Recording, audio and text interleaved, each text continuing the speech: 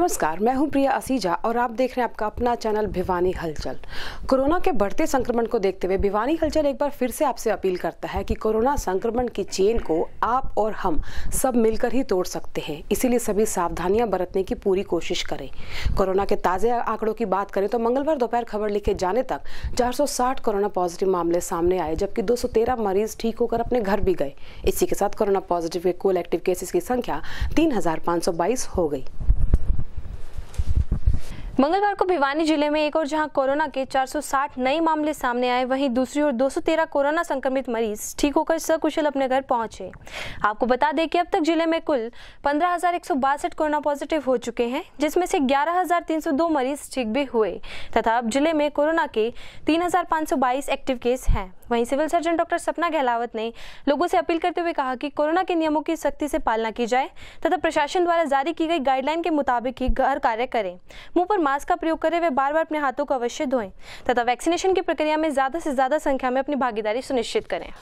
यूं तो प्रदेश सरकार और जिला प्रशासन कोरोना के प्रति लोगों को जागरूक और संक्रमण के प्रभाव को बढ़ने से रोकने के लिए लगातार प्रयासरत है। इसी कड़ी में आज बीजेपी के जिला अध्यक्ष शंकर धूपड़ भी लोगों को कोरोना की गंभीरता के प्रति जागरूक करते और मास्क वितरित करते नजर आए। तो भिवानी हलचल की टीम ने उनसे बात की और जनता के कुछ सवालों के जवाब जाने।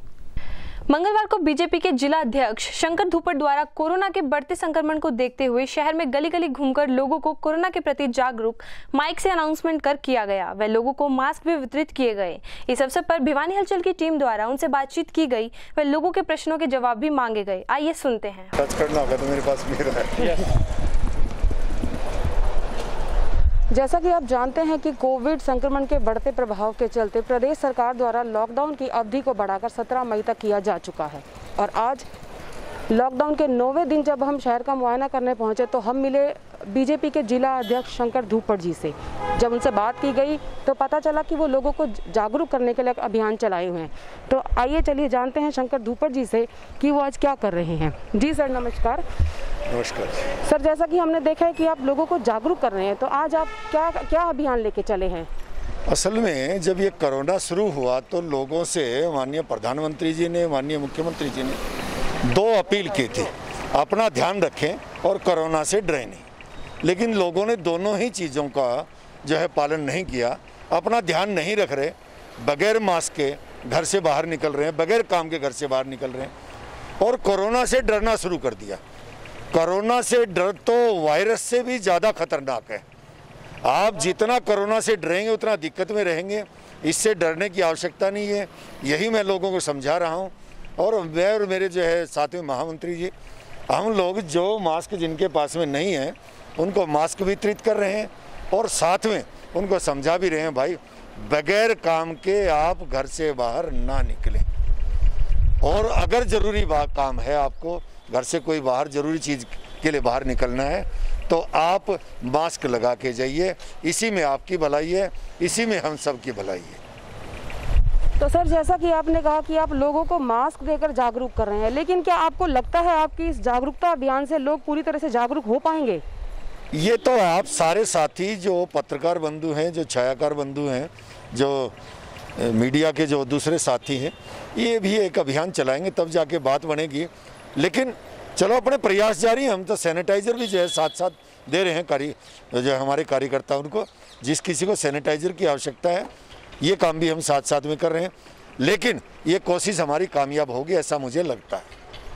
चलिए, बहुत खुशी होगी अगर आपकी कोशिश ये कामयाब होती है। लेकिन सर, अगर एक बात और करें कि जैसे कि प्रदेश सरकार ने लॉकडाउन घोषित किया हुआ है, लेकिन अगर हम सड़कों पर निकल के देखें तो आपको क्या लगता है कि लॉकडाउन का कितना असर आपको शहर में दिखाई दे रहा है? देखिए, आम नागरिक डरा हुआ है, लेकिन जो लोग सड़कों पर है बिला वजह, ये वो तमाशबीन हैं जिनको ना तो अपने घर वालों से मतलब है, ना किसी जो है कम्युनिटी में स्प्रेड हो, ये इससे कोई दिक्कत है। ये लोग वो हैं जिन्होंने हमेशा अवहेलना की है इन चीज़ों की। इनके ऊपर भी सख्ताई की ज़रूरत है कहीं ना कहीं। तो आप क्या कहना चाहेंगे हमारे जिला प्रशासन के लिए कि वो किस तरह से इन पे सख्ताई बरते कि लॉकडाउन के पूरी तरह से पालना की जा सके? जिला प्रशासन को जो है PCR वगैरह निकाल करके जो है, जैसा कि SP साहब ने पहले भी किया है, ये निकालें और जो एरिया जैसे आप इस सड़क पर देख रहे हैं काफ़ी दुकानें खुली हुई हैं। इन दुकानों पर भी जैसे अगर करेंगे हम और बार बार निगाह रखेंगे तो जाके बात बनेगी। मेरा बच्चों से भी आग्रह है, मैंने देखा 1-2 जगह बच्चे 10-10, 20-20 जो है बच्चे इकट्ठे होकर के और बगैर मास्क लगाए क्रिकेट खेल रहे हैं। अब ये भी अच्छा नहीं है। वो अब ये जिस प्रकार से कोरोना फैल रहा है इसका ही जवानों में असर ज़्यादा दिखाई दे रहा है, बच्चों में ज़्यादा दिखाई दे रहा है। इनको ये भी ध्यान करना चाहिए। चलिए, जैसा कि आपने कहा कि दुकानें यहाँ हम खुली हुई साफ तौर पर देख सकते हैं। इस टाइम हम लोहारू रेलवे फाटक के पास खड़े हैं और जहाँ पे काफ़ी दुकानें खुली हैं। सही कहा शंकर धूपट जी ने कि पुलिस को सख्ताई बरतनी पड़ेगी। लेकिन सर, मैं आपसे एक बात कहना चाहूँगी कि जो दुकानें खुली हैं वो मध्यम वर्गीय जो लोग होते हैं उनकी दुकानें हैं, तो उनको तो दुकानें खोलना एक तरह से मजबूरी भी है ना। तो आपको क्या लगता है कि सरकार को उनके लिए कुछ करना नहीं चाहिए? आपने सही कहा कि उन लोगों के लिए करना चाहिए, लेकिन सरकार जितना करना चाहिए उतना फिलहाल भी कर रही है। आपने देखा पीछे ऐसा किया गया था कि 2 महीने का राशन मई और जून का वो जो है उनको देने की घोषणा की गई थी। अब इसी तबके के लिए उन्होंने बीमारी के इलाज के लिए उसके लिए भी घोषणा की है। लेकिन जो आपने जो कहा, इन लोगों को कमाए तो तब के ना जब बचेंगे। अगर इसी प्रकार से आदेशों की अवहेलना करके हम लगे रहे तो हमें कहीं ना कहीं दिक्कत होने वाली है। हम इसको कम्युनिटी स्प्रेड आउट में भी इसको ले जा रहे हैं कहीं ना कहीं अपनी ओर से। नहीं, आपकी बात से हम बिल्कुल सहमत है कि अगर इस तरह से दुकानें खुलती रही तो कोरोना स्प्रेड बढ़ेगा ही। बट आपने जो कहा कि सरकार ने घोषणा की है वो बीपीएल परिवारों के लिए है, तो आपको लगता नहीं कि मध्यम वर्गीय परिवार हैं, जो छोटे व्यवसायी हैं, उनके लिए भी सरकार को कोई राहत राशि घोषणा करनी चाहिए? नहीं, ये चीज़ आपने ठीक कही, सरकार को देखना चाहिए। लेकिन इसके साथ में एक बात और भी है, सरकार के भी अपने संसाधन जो है लिमिटेड रहते हैं और सरकार को उन्हीं संसाधनों में देखना पड़ता है।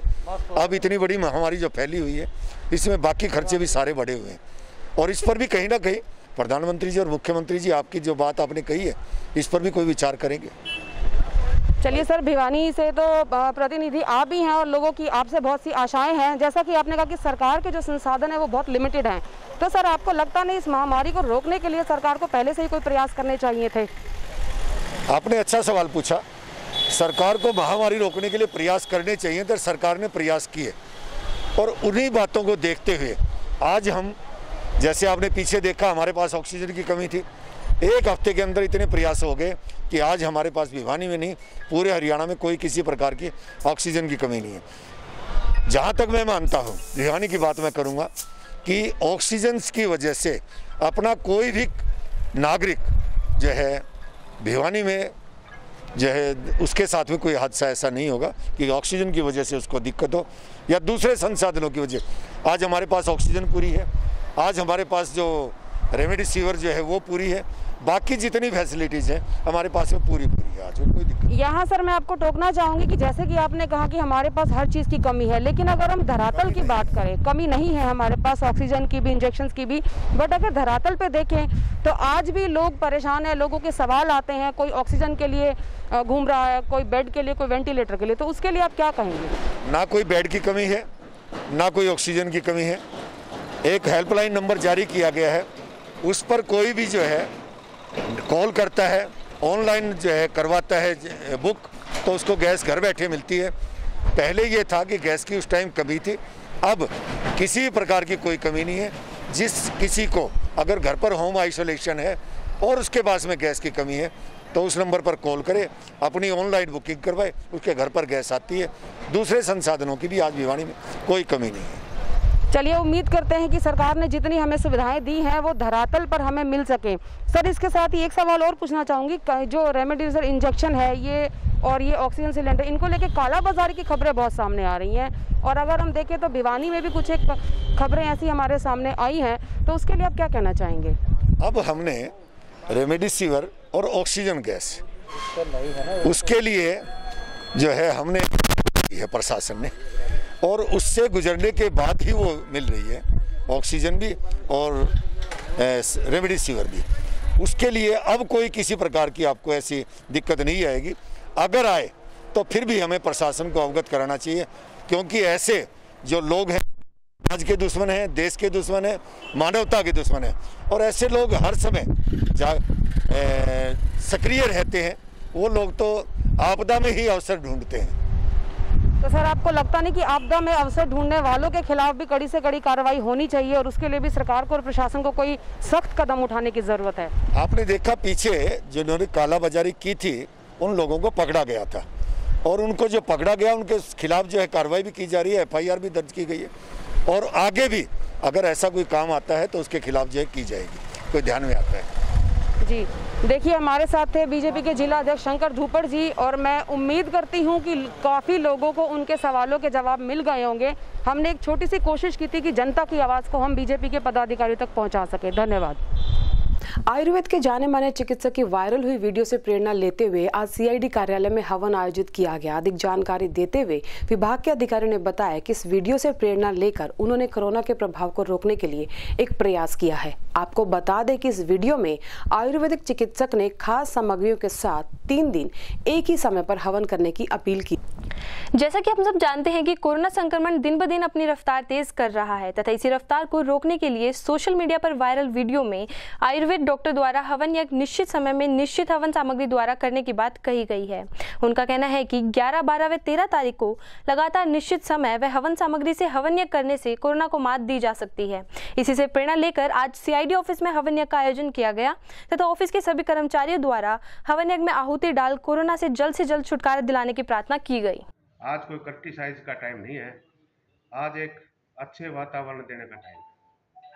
तो हमने लगा कि इनकी बात में सच्चाई है। जब ये पेज भी दिखा रहे हैं, ग्रंथ का नाम भी बता रहे हैं कि कहाँ लिखा हुआ है।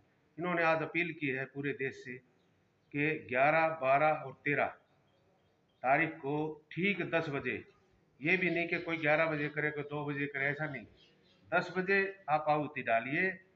थोड़ा थोड़ा देसी घी अगर हर आदमी आम की लकड़ी लेके और उसमें धूप डालकर हवन करे, नीम के पत्ते डालें, तो वातावरण देखिए आप पूरे देश में अगर एक एक आदमी 100-100 ग्राम घी भी लगाए तो कई 1000 क्विंटल घी बनेगा और वो पूरा वायुमंडल में शुद्धता फैलाएगा और जितने जीवाणु फैले हैं इनको खत्म करेगा। इसको लोग अंधविश्वास में ना लें, इसको दवाई के रूप में लें तो इसका फायदा मिलेगा, मुझे लगता है। तो सर कितने दिन चलेगा ये? 3 दिन बताया ना, 11, 12 और 13 हम तो करेंगे। मैं घर में भी करके आया हूँ और मैंने अपने ऑफिस में भी किया है, सभी कर्मचारियों ने साथ बैठ के हवन किया है। तो इससे कुछ ना कुछ 1% भी अगर हमारा लगेगा तो भी हम अपने आप को भाग्यशाली समझेंगे। प्रदेश सरकार द्वारा 17 मई तक बढ़ाई गई लॉकडाउन की अवधि के चलते नए दिशा निर्देश भी जारी किए गए हैं। वहीं अब पुलिस विभाग भी ज्यादा मुस्तैद हो चुका है। लॉकडाउन के दौरान लोगों से इसकी पूरी तरह से पालना कराने के लिए पुलिस प्रशासन पूरी व्यवस्था के साथ सख्त रवैया अपनाए हुए है।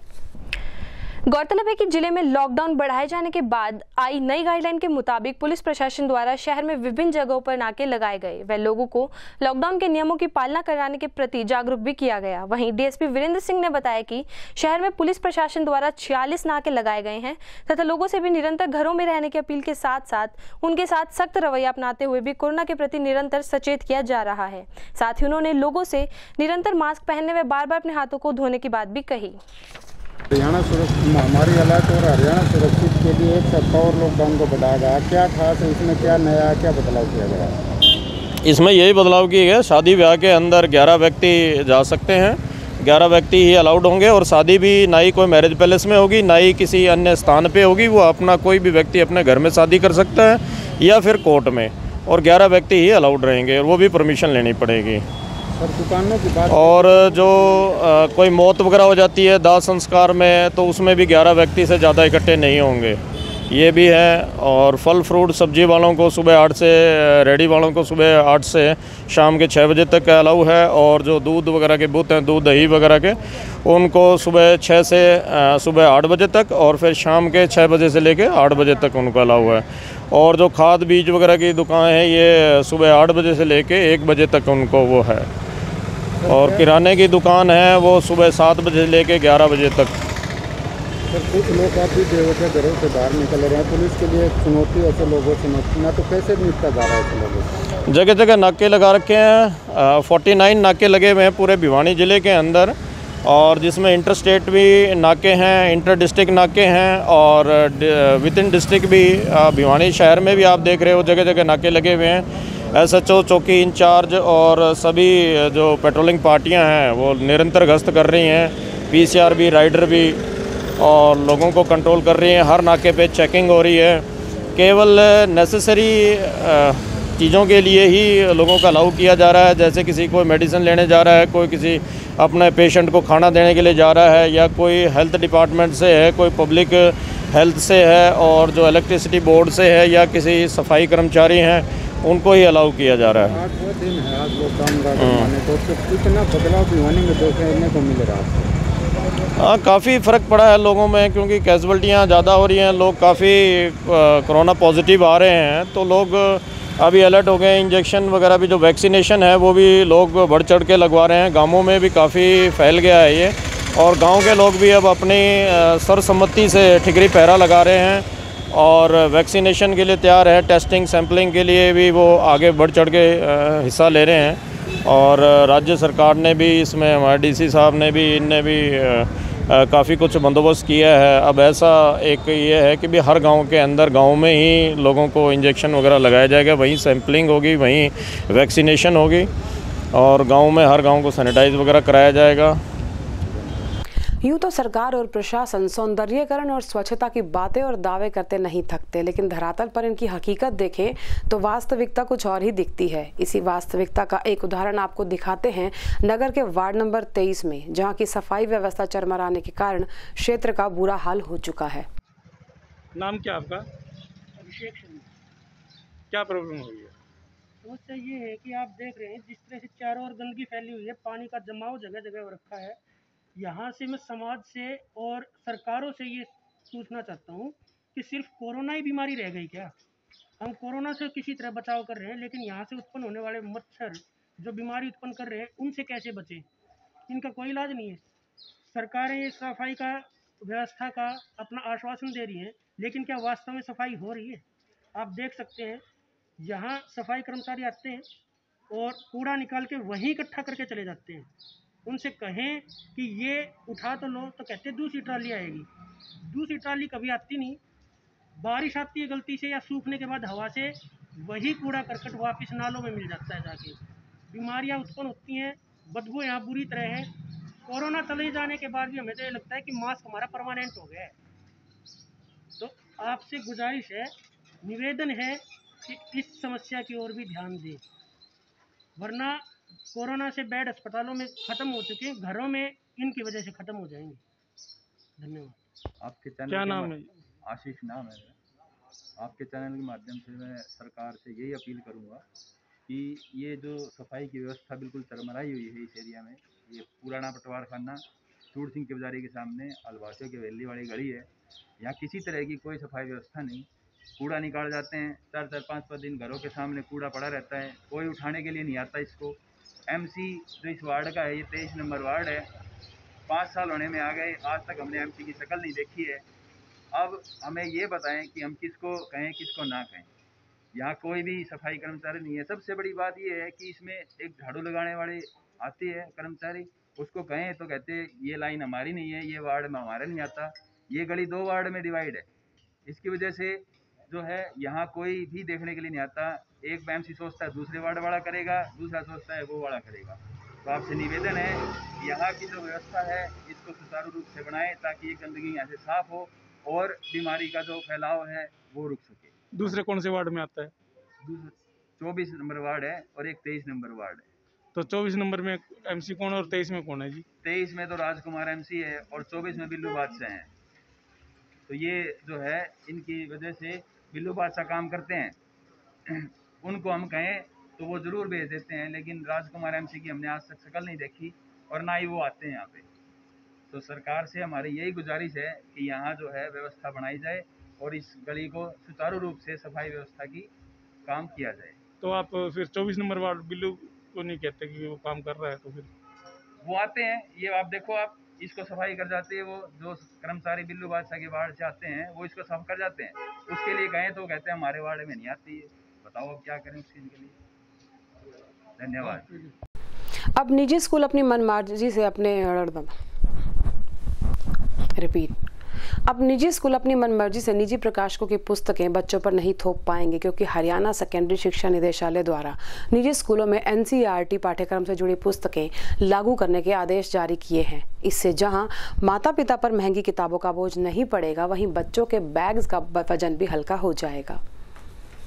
हरियाणा सेकेंडरी शिक्षा निर्देशालय ने निजी स्कूलों में NCERT पाठ्यक्रम से जुड़ी पुस्तकें लागू करने के आदेश जारी किए हैं। वहीं स्वास्थ्य शिक्षा सहयोग संगठन के प्रदेश अध्यक्ष बृजपाल सिंह परमार, प्रदेश महासचिव भारत भूषण बंसल ने बताया कि 2016 में कुछ निजी स्कूल संगठन उनके स्कूलों में प्राइवेट प्रकाशकों की पुस्तकें लागू किए जाने के लिए पंजाब एवं हरियाणा उच्च न्यायालय का दरवाजा खटखटाया था। इसी मामले में संगठन की तरफ से भी निजी प्रकाशकों की इस मांग को गलत ठहराया गया था। फिलहाल यह मामला अभी भी हाई कोर्ट में विचाराधीन चल रहा है, लेकिन अब हरियाणा सेकेंडरी शिक्षा निर्देशालय पंचकुला ने सभी निजी स्कूलों में NCERT पाठ्यक्रम की पुस्तकें लागू किए जाने के आदेश जारी कर दिए हैं। साथ ही उन्होंने यह भी बताया कि शिक्षा नियमावली 2003 में शिक्षा निदेशक को कोई अधिकार नहीं था वो पाठ्यक्रम में NCERT पाठ्यक्रम की पुस्तकें लागू करे, लेकिन हरियाणा सरकार ने नियमावली में संशोधन कर यह अधिकार अब शिक्षा निर्देशक को दे दिया है। ये NCERT या सेम कंटेंट की किसी दूसरे राइटर की बुक लगाने का प्रोविजन था उसमें, परंतु अब हमारे डायरेक्टर महोदय ने आदेशित किया है या उसमें अमेंडमेंट किया गया है गजट नोटिफिकेशन के थ्रू कि हम केवल सरकारी और प्राइवेट स्कूलों में जो हरियाणा बोर्ड या CBSE के अंडर में है उनमें केवल NCERT की बुक्स ही लागू होंगी। उसमें अमेंडमेंट कर दिया गया है। तब आने वाले समय में आज से ही कहें या इस सेशन से ही केवल NCERT की बुक्स ही पढ़ा पाएंगे, किसी प्राइवेट राइटर ऑथर की बुक नहीं लगा पाएंगे। पेरेंट्स के ऊपर जो कि प्राइवेट स्कूलों में पढ़ते हैं अननेसेसरी हैवी कॉस्ट का भी और मोटी मोटी किताबें बच्चे के बैग पे भी प्रभाव पड़ता था। इसलिए 2-3 चीज़ों का फायदा होगा। एक तो पेरेंट्स वो मोटी कॉस्ट उसकी देनी नहीं पड़ेगी। दूसरा, बच्चे के लिए फ़ायदा है कि जो NCERT ने बच्चे की सेहत को देखते हुए, एज को देखते हुए जो बुक बनाई है सेम लागू रहेगी, तो बस्ते का बैग भी बच्चे की पहुंच में होगा, उसकी फिजिकल सेहत पे उसका बुरा प्रभाव नहीं पड़ेगा। तो इस प्रकार इस नियम में बदलाव से मानसिक और शारीरिक दोनों प्रकार से बच्चों के लिए ये बहुत ही अच्छा संशोधन है और इससे पेरेंट्स को भी राहत मिलेगी और बच्चे भी NCERT की बुक्स पढ़ पाएंगे। सर, कोरोना टाइम चल रहा है तो आगे जो से बच्चों की पढ़ाइयाँ कैसे ऑनलाइन शुरू की जाएंगी या अभी हमारा सेशन मई से स्टार्ट हुआ है और क्योंकि अब सरकार ने 31 मई तक तो छुट्टियाँ की हुई है, उसके बाद यदि लंबे समय तक कोरोना में लॉकडाउन रहता है या स्कूल बंद रहते हैं तो फिर ऑनलाइन शिक्षा दी जाएगी। जैसे कि पिछले साल 2020-21 के सेशन में हमने बड़े अच्छे तरीके से ऑनलाइन एजुकेशन के थ्रू बच्चों को पढ़ाया और उनके फिर ऑनलाइन ही 2 से 8 तक के हमने पेपर भी लिए और उनका रिजल्ट भी अनाउंस। और इसी के साथ दीजिए हमारी पूरी टीम को इजाजत। बने रहिए भिवानी हलचल के साथ।